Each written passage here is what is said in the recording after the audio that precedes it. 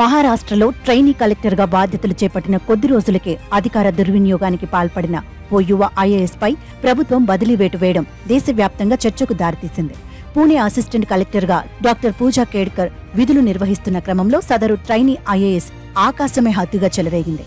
ప్రభుత్వం ఆమెకు ప్రైవేట్ కారును కేటాయించగా ఆ కారుపై వీఐపీలు వినియోగించే రెడ్ బ్లూ బల్బులు ఏర్పాటు చేసుకుంది. ఇక కారు ముందు వీఐపీ నెంబర్ ప్లేట్తో పాటు మహారాష్ట్ర ప్రభుత్వం అంటూ ప్లేట్ను సైతం తగిలించింది. మరోవైపు తనకు కలెక్టర్ కార్యాలయంలో అధికారిక ఛాంబర్ ఏర్పాటు చేయడంతో పాటు అందులో తగినంత సిబ్బందిని ఓ కానిస్టేబుల్ను సైతం కేటాయించాలని సీనియర్ అధికారులను కోరింది. అయితే రూల్స్ ప్రకారం ట్రైనీ కలెక్టర్గా విధులు నిర్వహించే వారికి ఈ సౌకర్యాలేమీ ఉండవు. గెజిటెడ్ ఆఫీసర్గా నియమించిన తర్వాత ప్రభుత్వ సౌకర్యాలన్నీ కల్పిస్తారు. కానీ వాటినేమీ పట్టించుకోకుండా ఇతర ఉన్నతాధికారులు కార్యాలయంలో లేని సమయంలో వారి ఛాంబర్లను సైతం వినియోగించుకోవడం ప్రారంభించింది.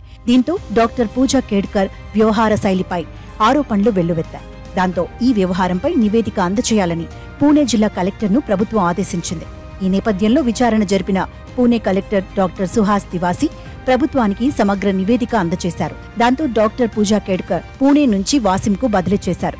మరోవైపు ట్రైనీ ఐఏఎస్ పూజా కేడ్కర్ వివాదం మరవక ముందే ఆమె తల్లి మనోరమ కేడ్కర్ కు సంబంధించిన వార్తలు మళ్లీ వైరల్ అవుతున్నాయి. కూతురే అనుకుంటే తల్లి కూడా అంతకు మించి చేసిన వ్యవహారాలు మెల్లిమెల్లిగా బయటకు వస్తున్నాయి. రైతులను తుపాకీతో బెదిరిస్తున్న ఓ వీడియో ప్రస్తుతం సోషల్ మీడియాలో వైరల్ అవుతోంది. పూణేలోని ముల్షీ తహసీల్లో 25 ఎకరాల భూమిని కేడ్కర్ కుటుంబం కొనుగోలు చేసింది. ఆ క్రమంలో పక్కనున్న రైతుల భూమి సైతం ఆ భూమిలో కలిసింది. దీంతో ఆ భూమి యజమాని అయిన రైతు అభ్యంతరం వ్యక్తం చేశారు.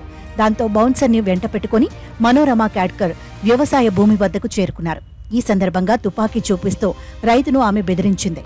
అయితే ఈ వ్యవహారం కోర్టులో ఉందని మనోరమకు రైతు చెబుతుంటే, ఈ వ్యవహారం కోర్టులో ఉంటే ఏంటి, నేను ఎవరికీ భయపడను అంటూ అతడికి సమాధానమిచ్చింది. దీంతో కోర్టు నిర్ణయం ఇప్పుడప్పుడే రాదని రైతు పేర్కొనగా, అయితే ఈ భూమికి అసలు యజమానిని నేనేనంటూ మనోరమ పేర్కొంది. ఈ ఘటన గతేడాది అంటే 2023లో జరిగిందని సమాచారం. నాటి వీడియో నేడు వైరల్ అవుతోంది. ఇక కేడ్కర్ ఫ్యామిలీకి మహారాష్ట్రలో భారీగా ఆస్తులున్నట్లు ఓ ప్రచారం సైతం సాగుతుంది. పూజా కేడ్కర్ అధికార దుర్వినియోగం ఒక్కసారిగా వెలుగులోకి రావడంతో ఆ కుటుంబంలోని వ్యక్తుల ఆగడాలు ఒక్కొక్కటిగా బయటకు వస్తున్నాయి.